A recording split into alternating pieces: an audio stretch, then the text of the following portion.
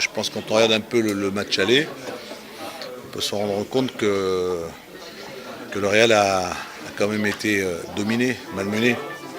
Et à l'arrivée, ça se termine sur un 4-1.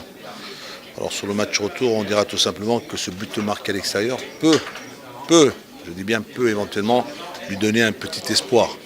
Pour cela, il leur faudra certainement déjà ne pas prendre de but. Et dans ce genre de confrontation, de rencontre, c'est de marquer le plus rapidement possible. Si tu marques assez rapidement on va dire dans les 20 premières minutes, je pense que l'exploit peut être réalisable. Pourquoi? Parce que du côté du Real, tu as quand même un potentiel offensif.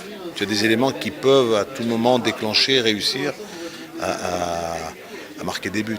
Et puis dans l'histoire du Real, pour bien la connaître et de l'avoir un peu suivie, on revient toujours à la remontada. La remontada, c'est la remontée.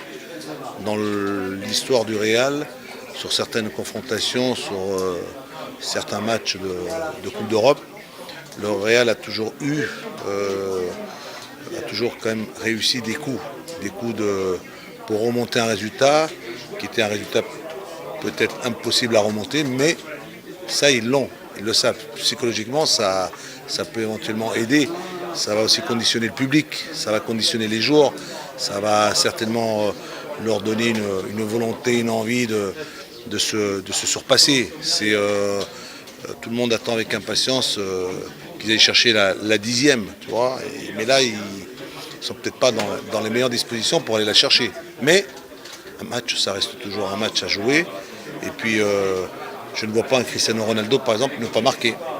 Je ne vois pas peut-être pas un garçon comme Ozil, comme Di Maria ou Karim Benzema ou Higuaín ne pas se créer des situations, des occasions de but. S'ils ont cette réussite, s'ils ont cette chance de pouvoir marquer, de ne pas encaisser, je pense que si en première mi-temps ça se termine par un 2-0 pour le Real, je pense que le Real est capable de marquer 3-4 buts et de se qualifier. Et peut-être pourquoi pas d'aller chercher une qualification aux prolongations ou au pénalty.